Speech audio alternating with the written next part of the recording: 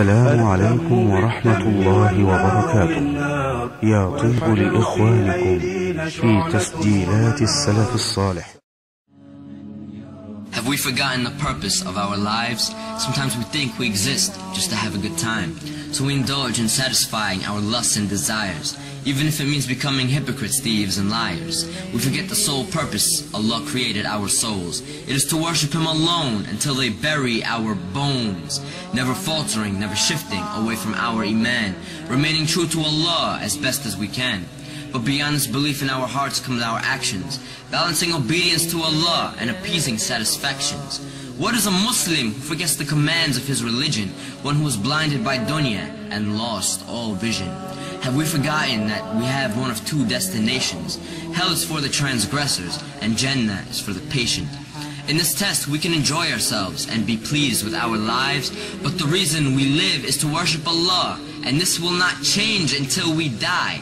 In the sorrow and regret of the most horrific of days, we would wish to return to dunya, only to change our ways. A day on which we'd beg Allah on our hands and our knees, return us to this dunya so we can salvage our deeds. But nay, you've had your chances and received your warnings. But remember when you slept during the early mornings, when you neglected Fajr and didn't keep up with your salah.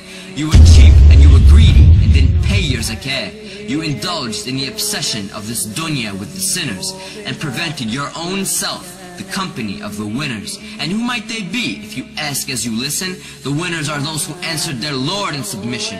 They obeyed Allah and realized life's mission, to submit to the one who created you from clay and to fear the most horrifying, detrimental of days.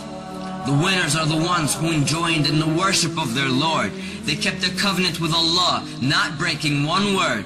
Prayer by prayer, day by day, holding firmly to the Quran while following the Prophet's way. The best of the Muslims received Jannah's delight because they fasted through the day and prayed tahajjud through the night. They fulfilled necessary obligations and did more. They kept their loyalty to the one who they lived and died for. Let us all reflect as to how we may be viewed by the sublime. Are we of the hypocrites who don't even pray on time? Of the losers who worship every nickel and dime? Of the animals who don't treat fellow Muslims with respect? Of the enemies of Allah whose commands we neglect? Are we the sinners whose own lives will regret? Or have we devoted ourselves to pursuing paradise? Of the Muslims whose actions are intelligent and wise?